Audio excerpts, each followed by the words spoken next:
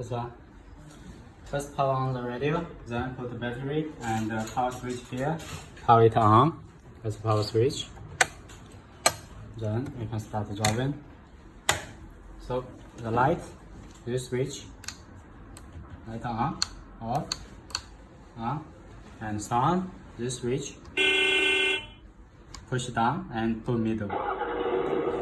So for the front arm and bucket, it's this pump. For the idle speed, for the big arm is this pump. For the idle speed, all mix control, but for immediate oil supply, put to idle speed. So slow running have better control. Bucket, big arm, front arm, turning, left track, right track, backward, spinning.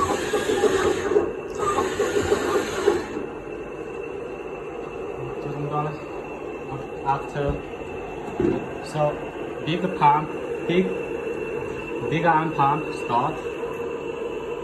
This one stop. Front arm and the bucket stop. Stop. So if you not start the pump, not immediate oil supply, the arm will be dropping. So put idle speed for better operation.